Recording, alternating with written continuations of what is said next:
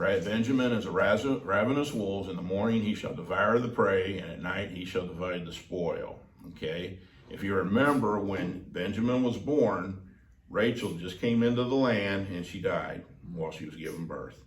Genesis 35, 16, 18 says, then they journeyed from Bethel. When they were still some distance from Ephrath, Rachel went into labor, and she went into hard labor. And when her labor was at its hardest, the midwife said to her, do not fear, for you have another son.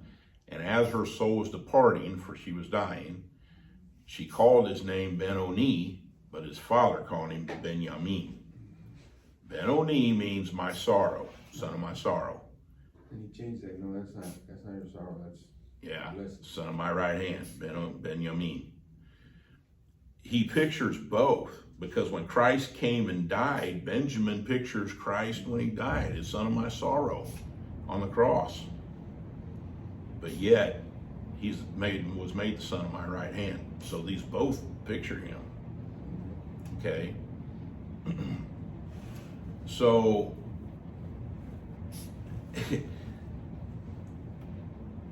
Benjamin is a ravenous wolf. What do you think about that one?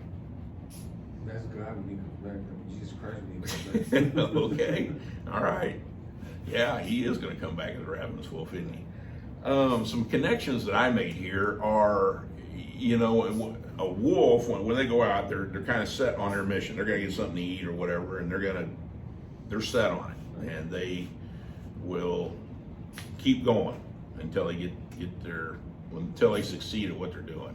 Okay, Benjamin, if you remember, all the tribes came against him and he withstood them. Okay, he only had 26,000 men in his tribe at that time that were able to fight, but 400,000 people of Israel came against him, and he withstood them all the way down to 600 before they finally said, hey man, we don't want one tribe to be left, so let's give them our daughters or whatever. Now, I know that's a whole different story that I'm not going to bring in. But anybody remember anybody that came from Benjamin, the tribe of Benjamin?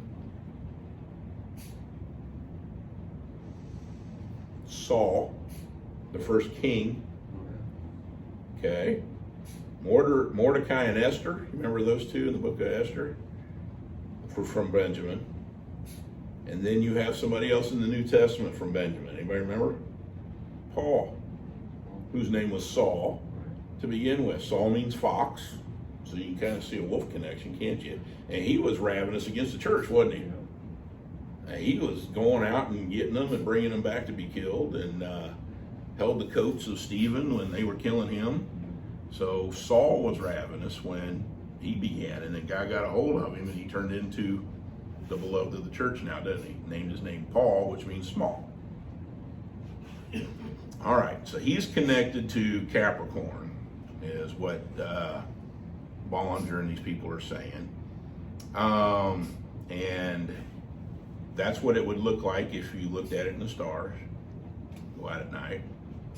And he's got 3 decans, the arrow, which pictures, God, and Aquila, the eagle, spitting on the falling one. And then you got Delphius is the dolphin, the dead one rising again. That's how they picture that. Okay, Bollinger and these guys that are studying the stars. Now, that completes the blessings of Jacob upon the sons, and you can see how these constellations are connected to them. And I forgot to tell you that his banner would have the wolf on it. Okay, and we see how that is.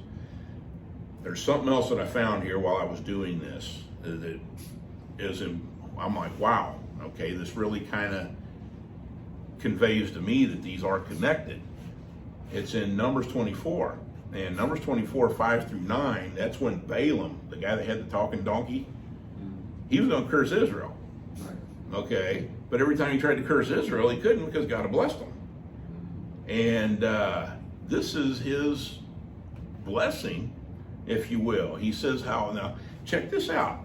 I looked at this and I'm saying, the constellations are in here. Okay, all the things that we just went through and studied, they're in these verses here. So see if you guys can't pick them out and I'll show you. How lovely are your tents, O Jacob, or your encampments, O Israel, like palm groves that stretch afar, like gardens beside a river, like aloes that the Lord has planted, like cedar trees beside the water. Water shall flow from his buckets, and his seed shall be in many waters. His king shall be higher than Agag, and his kingdom shall be exalted. God brings him out of Egypt, and is from him like horns of the wild ox. He shall eat up the nations. His adversaries shall break their bones in their pierces, and pierce them through with arrows. He crouched, he lay down like a lion, and like a lioness who will rouse him up. Blessed are those who bless you, and cursed are those who curse you. Okay, I want you to know here that tents is Ohel, and encampments are Mishkan. There are two different words being used there. How lovely are your tents. It's like a regular tent. And encampments are called Mishkan, or tabernacles. That's where that word comes from.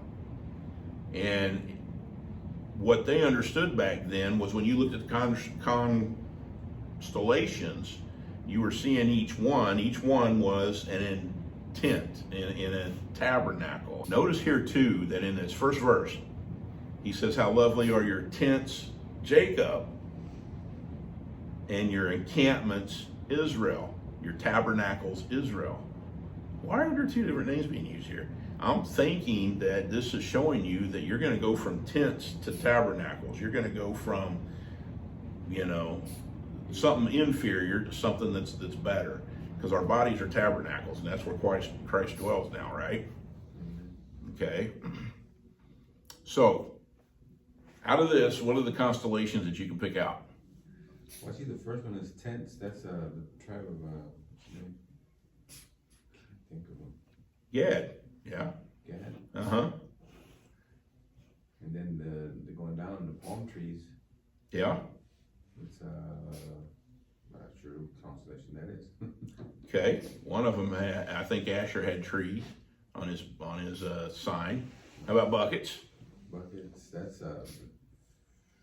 fish. Aquarius, the water. The guy pouring out a bucket of water. Seed.